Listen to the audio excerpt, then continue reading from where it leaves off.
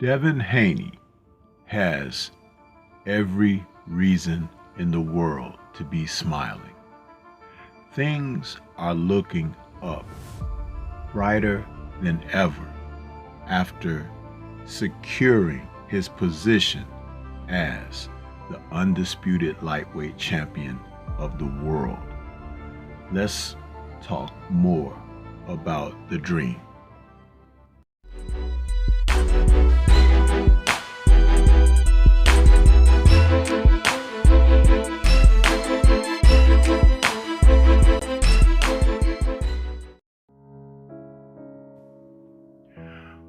Yes, coming out of a historical night, we had a chance to witness Devin "The Dream" Haney secure his place in boxing history, and in the minds of the boxing public as the man at lightweight. His 12-round decision over George Kambosos in their rematch that took place once again in Melbourne, Australia, basically secured his position as the best lightweight in the world and gave us a true understanding why so many fighters who contend in that weight division have decided to not face him. Several of them have decided to go up in weight. Several of them have kind of put their careers at a stalemate just to not face this young fighter. I come away with the understanding when things like this happen, it's because someone doesn't want to take a risk or a gamble, like Kambosos did in going through with a rematch in a fight that he had no chance of improving, to turn the outcome in the rematch in a different way. In this fight, Kambosos came out trying to give some different looks as far as switching back and forth from orthodox to southpaw. He attempted to jab. He attempted to give movement that he normally doesn't have consistently. And though Haney observed these actions almost dismissively, but answered Kambosos' attempt at making a change in the bout with what great fighters do, making the adjustments. He made the type of adjustments that took Kambosos' confidence and belief in any opportunity of winning on this night and threw them into the wind.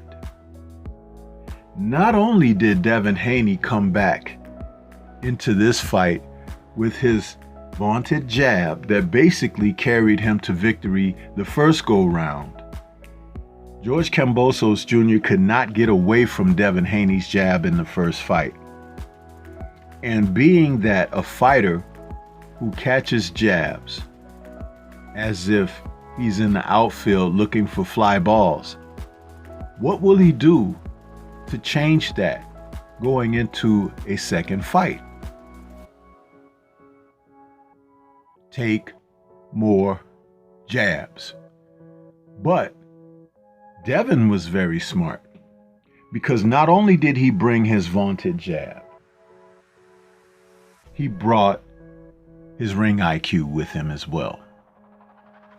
As he entered the ring on his ring walk this night, Devin was bubbling with confidence and had $1 million smile on his face as he entered the ropes for the fight, because he knew that this was his moment, that if he came out and performed not only as good as he did last time, albeit better, there would be no excuses.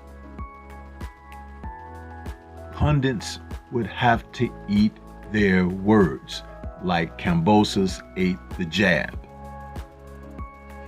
And guess what Devin brought with him? Right hands.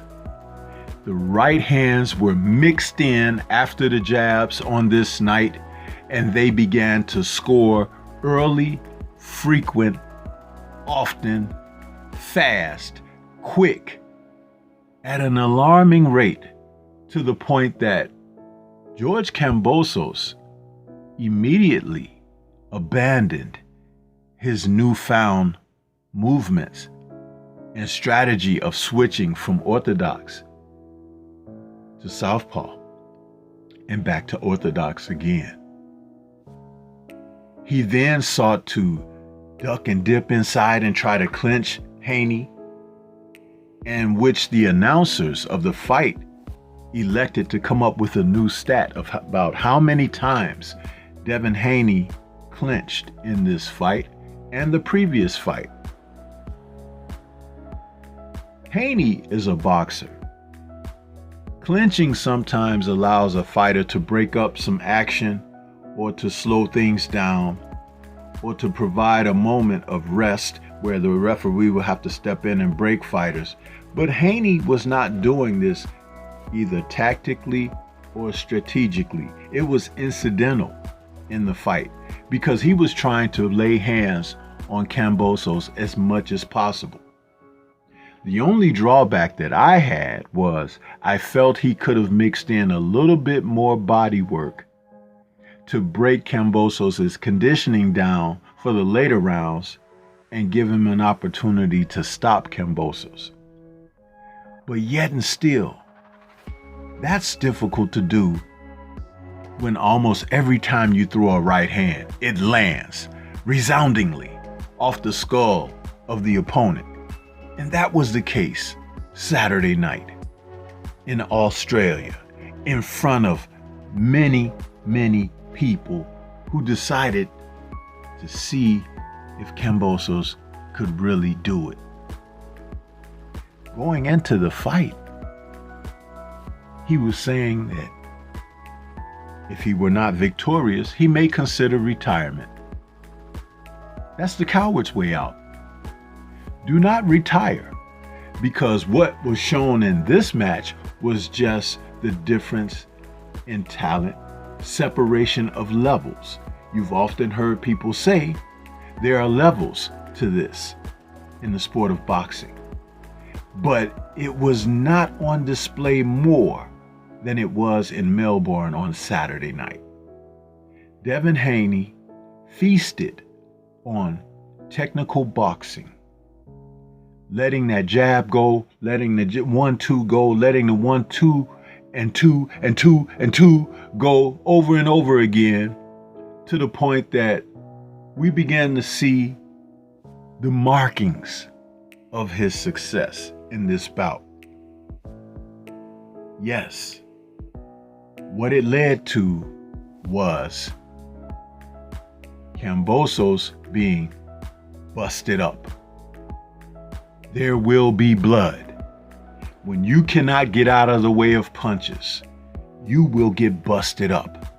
The last time we saw George look like this was against Teofimo Lopez, when they fought and he took the title away from Teofimo. But on this night, he may have looked like he had been beaten up in a dark alley. But this was because Devin Haney laid fist to face so frequently that it wasn't even a fight.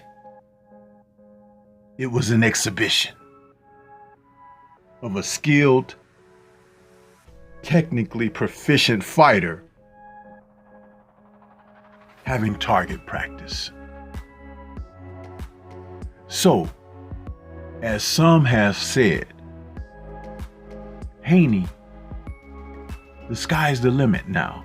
Whether you want to go up or you want to remain where you are, You are the man. And regardless of what pundits like Paulie Malignaggi decide to say, what you've managed to prove is, as long as a skilled fighter has tools, talent, IQ, technique, they will prevail. They will always run it. And it happens to be another man of color, so be it. You gotta beat him in the ring, and you gotta beat him clean. We're not talking about the questionable things that happen in the sport. Are we, or aren't we? This is Stormy B-Man, my final editorial on Devin Haney's success. Shout out to the mighty LDBC and Liberated Perspective, a third eye view of the world. For more content such as this, please like, comment, subscribe, and share. Peace to everyone out there, and everyone please remain safe.